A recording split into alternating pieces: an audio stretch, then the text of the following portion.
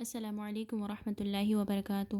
اعوذ باللہ من الشیطان الرجیم، بسم اللہ الرحمن الرحیم۔ رمضان کے احکام و مسائل، اس میں انشاءاللہ آج ہم دیکھیں گے روزے میں جائز کام کون سے ہیں اور روزہ کن چیزوں سے ٹوٹ جاتا ہے۔ تو چلیے ہم سٹارٹ کرتے ہیں۔ حالت جنابت میں سحری کھا کر روزہ رکھا جا سکتا ہے، تاہم نماز کے لیے غسل کرنا ضروری ہے۔ حضرت عائشہ رضی اللہ عنہ فرماتی ہیں، نبی صلی اللہ علیہ وسلم کو بعض دفعہ اس طرح فجر ہوتی کہ آپ ہم بستری کی وجہ سے جنبی ہوتے، اس حالت میں آپ سحری کھا لیتے اور پھر غسل کر کے روزہ رکھ لیتے۔ یعنی اگر غسل جنابت جو ہے وہ فرض ہو تو سب سے پہلے یہ ہے کہ سحری تو کر لی جائے گی، کیونکہ اس کا ٹائم جو ہے وہ کم ہوتا ہے، جلدی سے ہم کر سکتے ہیں، اور پھر یہ کہ اس کے بعد غسل کر کے فجر جو ہے وہ ادا کی جا سکتی ہے۔ یہی رسول اللہ صلی اللہ علیہ وسلم کا بھی طریقہ تھا۔ روزہ دار جو ہے وہ مسواک کر سکتا ہے، اس کے لیے نبی صلی اللہ علیہ وسلم نے فرمایا، صحیح البخاری میں آتا ہے کہ اگر میری امت پر یہ بات گراں نہ ہوتی تو میں انہیں حکم دیتا کہ ہر نماز کے ساتھ مسواک جو ہے وہ کریں۔ نبی صلی اللہ علیہ وسلم کا یہ فرمان عام ہے، جس میں روزے دار اور غیر روزے دار دونوں شامل ہیں۔ اگر روزے کی حالت میں مسواک کرنا صحیح نہ ہوتا تو نبی صلی اللہ علیہ وسلم اس کی ضرور وضاحت فرما دیتے اور روزے دار کو مسواک کرنے سے منع فرما دیتے۔ بعض لوگ کہتے ہیں کہ روزہ دار زوال سے پہلے مسواک کر لیا کرے لیکن زوال کے بعد نہ کرے، لیکن یہ بات بے اصل ہے۔ ہر وضو کے ساتھ مسواک کرنے کی تاکید ہے اور اس سے کوئی مستثنیٰ نہیں کیا گیا ہے، اس لیے روزہ دار ہر وقت مسواک کر سکتا ہے، اور مسواک ہی کی طرح جو ہے ٹوتھ پیسٹ بھی جو ہے وہ بھی کر سکتے ہیں، لیکن اس میں یہ بات یاد رکھنی چاہیے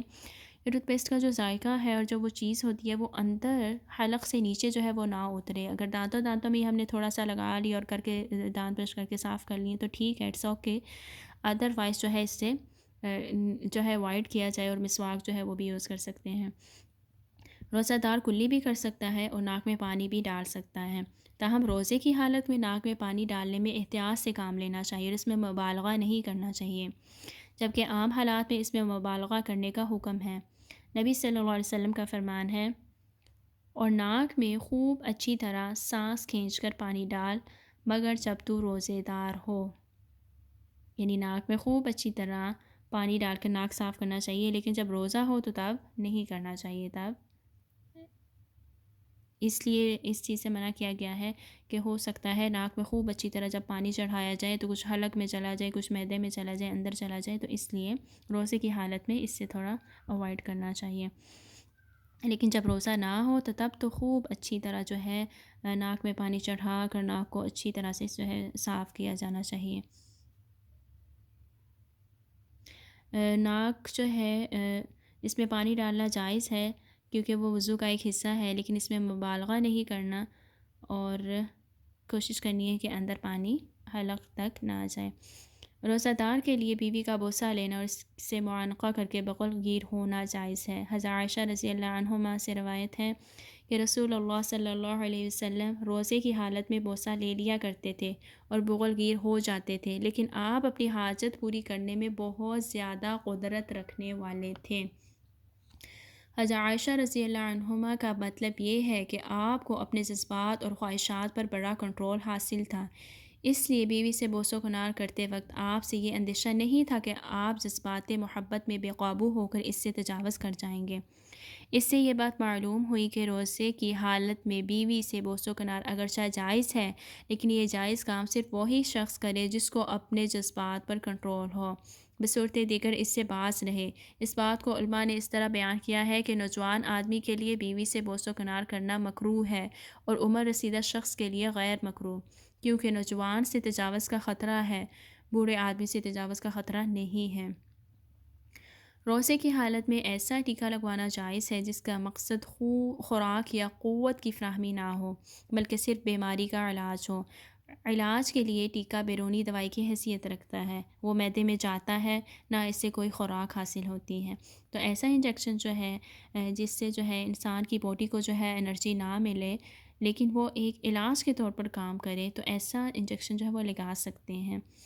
اسی طرح روزے کی حالت میں سینگی لگوائی جا سکتی ہے۔ سینگی کہتے ہیں حجامے کو اور کپنگ کو کہتے ہیں۔ اس میں یہ ہوتا ہے کہ ڈفرینٹ باڈی جو ہے اس کے پارٹ سے بلڈ جو ہے وہ نکالا جاتا ہے، گندا بلڈ جو ہے وہ نکالا جاتا ہے ڈفرینٹ طریقے سے، یعنی فسد کے ذریعے سے گندا خون نکلوایا جا سکتا ہے دانت نکلوایا جا سکتا ہے۔ نبی اکرم صلی اللہ علیہ وسلم نے روزے کی حالت میں سنگی یعنی ہجامہ کپنگ لگوائی۔ آنکھوں میں سرما جو ہے وہ بھی لگایا جا سکتا ہے۔ کان، آنکھ جو ہے ان میں جو دوائی کے قطرے جو ہوتے ہیں وہ بھی ڈالنا جائز ہے،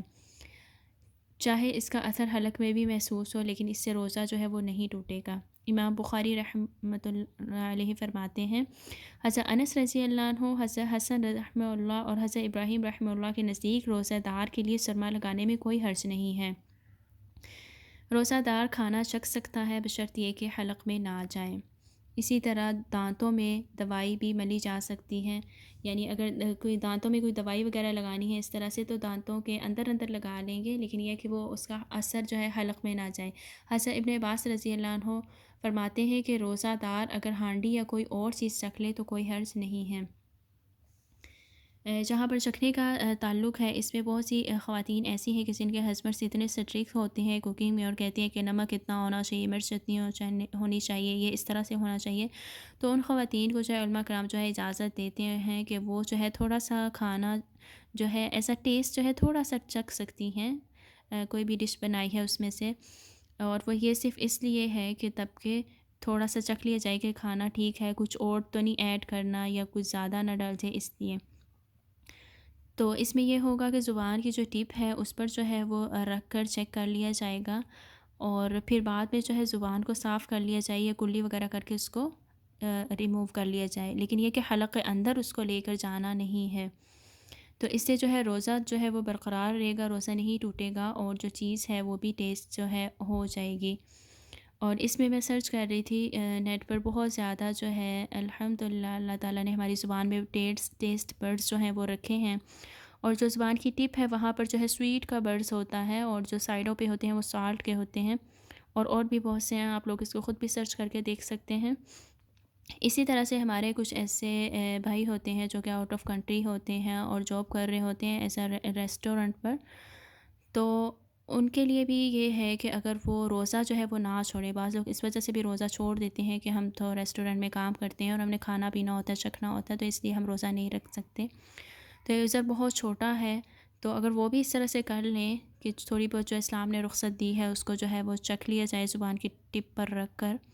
اور پھر بعد میں کلی کر کے اس کو صاف صف کر لیا جائے اور حلق کے اندر جو ہے وہ نہ لے کر جایا جائے، تو ان کا روزہ جو ہے وہ ہو سکتا ہے۔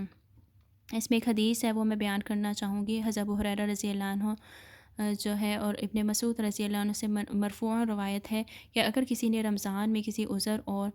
مرض کے بغیر ایک دن کا روزہ رکھا تو ساری عمر بھی اس روزے رکھتا رہے تو اس روزے کے بدلے کو جو ہے یعنی وہ نہیں پہنچ سکتا، یعنی اتنا زیادہ رمضان میں روزہ رکھنے کا جو اجر و ثواب ہے وہ اگر ہم بعد میں بھی رکھ لیں تو اتنا اجر و ثواب جو ہے وہ نہیں ہوگا، تو اس لیے اس اجر سے جو ہے وہ محروم نہیں ہونا چاہیے، اور کوشش کرنی چاہیے کہ جتنے بھی عذر ہیں ہمارے ان کو اگر ہم کر سکتے ہیں کوشش تو ان کو ختم کر کے جو ہے روزہ جو ہے وہ ضرور رکھیں۔ اب ہم دیکھیں گے کہ کن کن چیزوں سے روزہ جو ہے ٹوٹ جاتا ہے۔ جان بوجھ کر کھانے پینے سے روزہ جو ہے وہ ٹوٹ جائے گا، البتہ بھول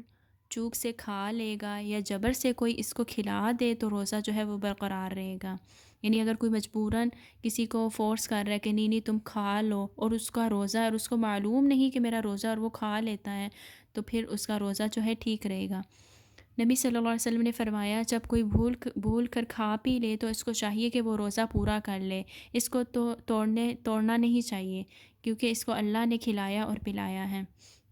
جان بوجھ کر قے کرنے سے روزہ ٹوٹ جائے گا، البتہ طبیعت کی خرابی سے خود بخود اگر قے آ جاتی ہے تو اس سے روزہ نہیں ٹوٹے گا۔ نبی صلی اللہ علیہ وسلم نے فرمایا، سنن نبی داؤد میں آتا ہے، جس کو خود قے آ گئی اس کا روزہ برقرار ہے، اس پر قضا نہیں، اور اگر اس نے جان بوجھ کر قے کی تو اس کو چاہیے کہ وہ قضا دے۔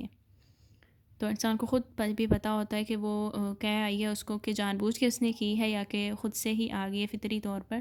تو اس کا لحاظ رکھ کے پھر معاملہ جو ہے وہ ہوگا۔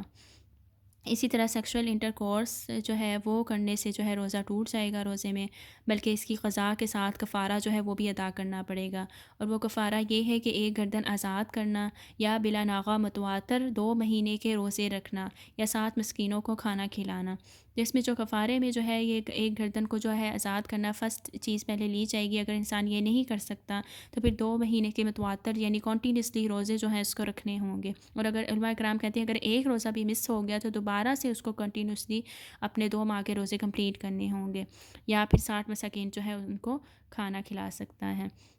تو اس میں یہ نہیں کیا جائے گا کہ سب سے پہلے 3rd نمبر پہ چلے جائیں گے مسکینوں کو کھانا کھلانے میں، نہیں، جو 1st نمبر پہ ہے گردن آزاد کرنا، پہلے اس کو دیکھا جائے گا، پھر اس کے بعد 2 منتھ کے کنٹینیوسلی روزے، اور پھر اس کے بعد آفٹر دین 60 مسکینوں کو کھانا کھلانا۔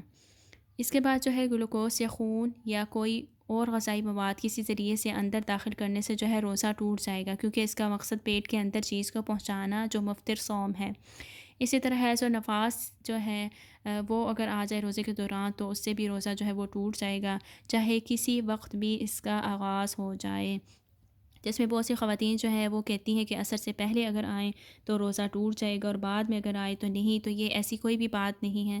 اگر روزے کی حالت میں پیریڈس یا نفاس جو ہے اس کا بلڈ جو ہے اگر آ جاتا ہے، چاہے کوئی بھی وقت ہو، چاہے مغرب جو ہے روزہ اوپن ہونے سے 5 منٹ پہلے ہی اگر پیریڈز آ جائیں تو بھی روزہ جو ہے وہ ٹوٹ جائے گا، کیونکہ روزے میں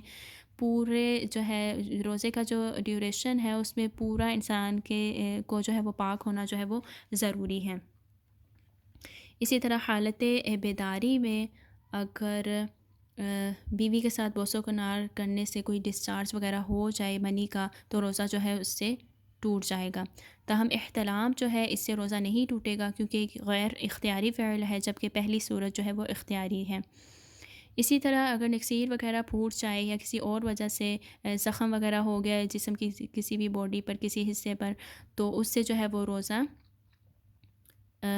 جو ہے وہ نہیں ٹوٹے گا۔ لیکن اگر بلڈ کی کمی کو دور کرنے کے لیے بلڈ لگوایا جا رہا ہے یا اس طرح سے، تو اس سے جو ہے وہ روزہ ٹوٹ جائے گا۔ امید ہے کہ انشاءاللہ جو آج ہم نے پڑھا اس سے بہت سی ہماری کنفیوژن جو ہیں وہ دور ہوئی ہوں گی اور بہت سی نئی چیزیں ہمیں پتہ چلی ہوں گی۔ اللہ سبحانہ وتعالی ہمارے روزوں کو جو ہے وہ قبول کرے اور ہمیں قرآن و سنت کا صحیح طریقے سے جو ہے اس پر عمل کرنے کی توفیق عطا فرمائے۔